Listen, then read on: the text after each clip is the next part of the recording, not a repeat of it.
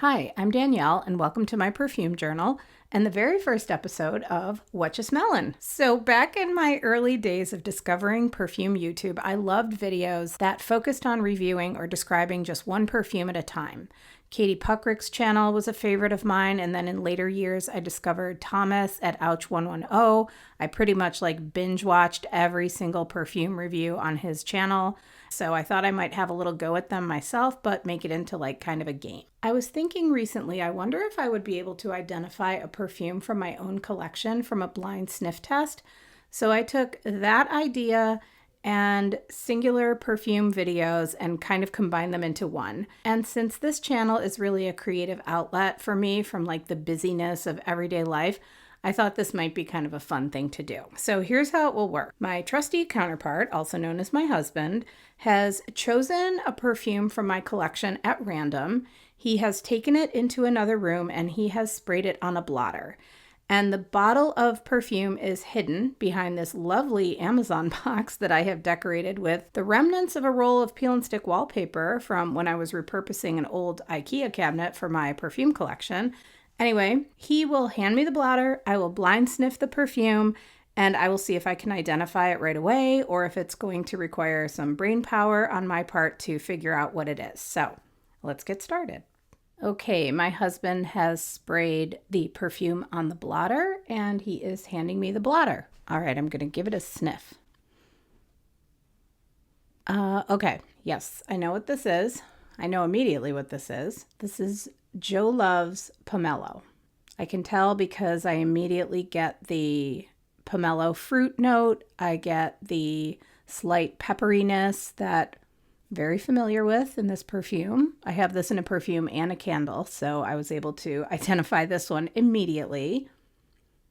Okay, I'm going with Jo Love's Pomelo. Would you please reveal the perfume? Ta-da! Okay, so I do know this perfume. Now I will tell you a little bit more about it. So Pomelo is a perfume that I have had in my collection for many, many years. I added this to my collection because around the early 2010s, I went through a pretty significant Jo Malone London phase. I was really into those perfumes. And then I found out that Jo Malone sold the brand and she had started a new, smaller independent line that was taking her back to her early days when she worked in the flower shop and her start in perfumery, and I was really intrigued to give these perfumes a try.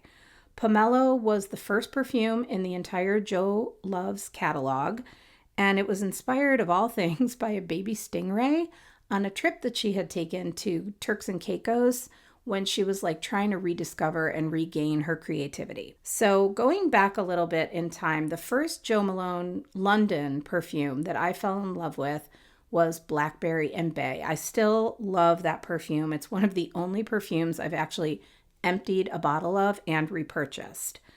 It has a grapefruit quality about it that I just love. It's fresh, it's aromatic, it's brisk, it's invigorating. I wanted to see what she would do with citrus in her new line.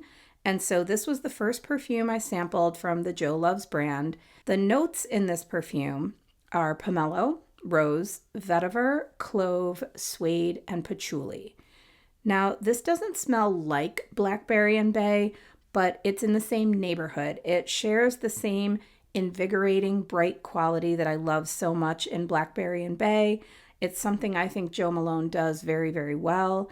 Pomelos are these little small green citrus fruits, and I would describe them kind of as a cross between an underripe orange and a grapefruit.